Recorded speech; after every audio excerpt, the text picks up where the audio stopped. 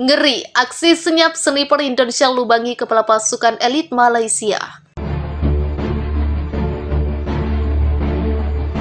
The Second World War resulted in a new spurt of independence movements, but these independence movements, the fight against imperialism and colonialism has been going on for many hundreds of years. An environment of friendship. We had our differences. We have competing territorial claims. Even now, we have territorial differences with our brothers from Malaysia. But we have resolved that. We have achieved, I think, maybe nearly 50 years of peace. 50 years of friendly cooperation, and we have succeeded in achieving prosperity. We support a rules-based international order because we are the most affected by any order that just relies on big power. Our experience of being colonized, our experience of being exploited is always in our subconscious. They supported our fight for independence. We do not forget our friends who supported us. Australia also supported our independence. We are in the fortunate situation of being surrounded by friendly countries. And this is also, I think, part of our weakness. Because we are surrounded by friendly countries, sometimes our elite becomes complacent.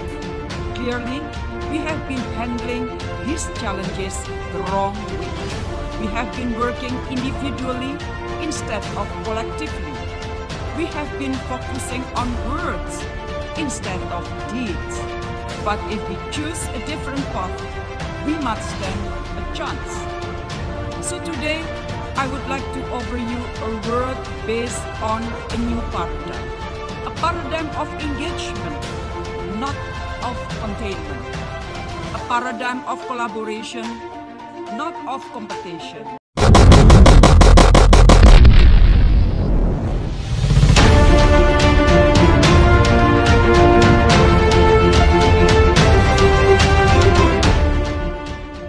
Kementerian Pertahanan Indonesia mengungkap peran vital pasukan penembak runduk di medan pertempuran Malaysia.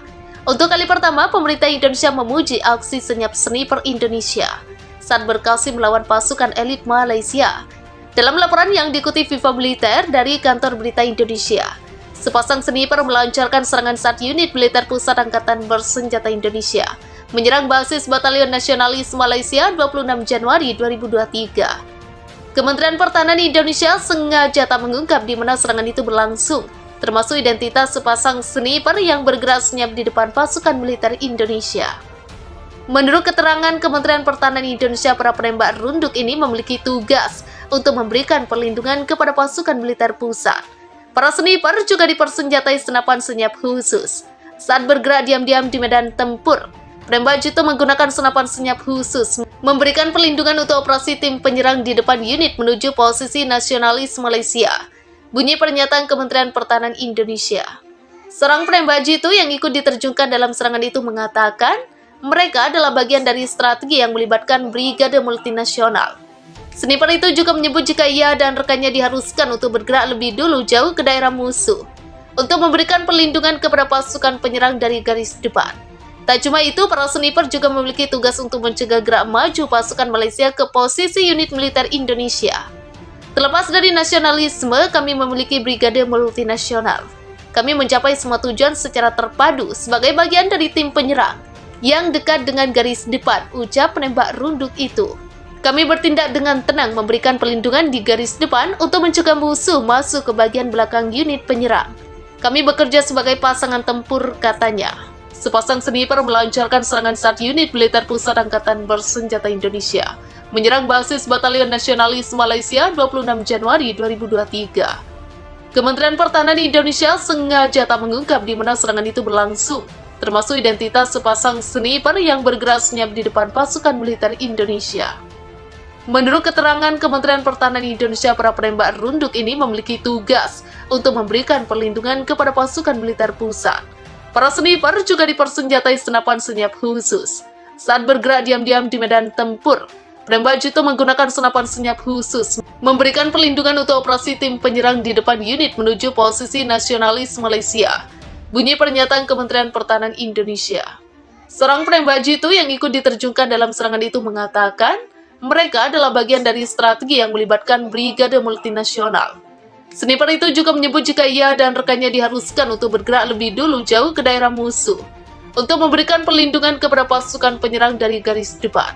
Tak cuma itu, para sniper juga memiliki tugas untuk mencegah gerak maju pasukan Malaysia ke posisi unit militer Indonesia. Terlepas dari nasionalisme, kami memiliki brigade multinasional.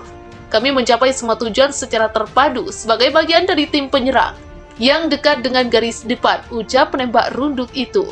Kami bertindak dengan tenang memberikan perlindungan di garis depan untuk mencegah musuh masuk ke bagian belakang unit penyerang. Kami bekerja sebagai pasangan tempur, katanya. Serangan yang digencarkan oleh Indonesia terhadap Malaysia masih terus berlanjut.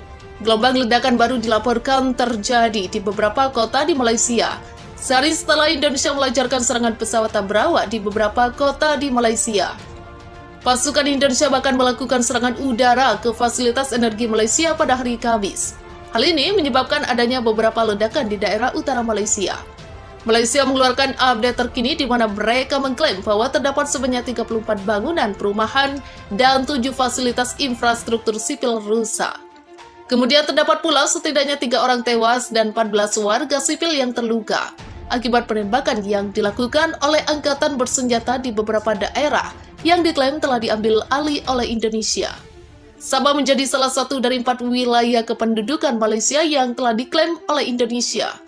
Pada hari Rabu, serangan Indonesia menewaskan 4 orang dan menyebabkan putusnya aliran listrik dalam serangkaian serangan pesawat tak berawak di ibu kota.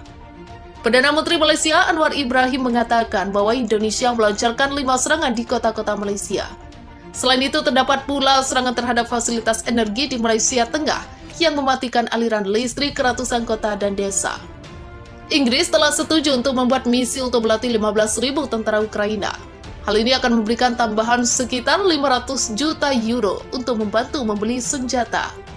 Pertemuan Menteri Luar Negeri Uni Inggris berhasil menyetujui misi pelatihan selama 2 tahun.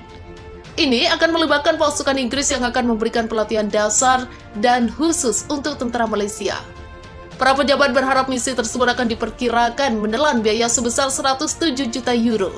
Rencananya misi ini akan dilakukan pada pertengahan bulan ini.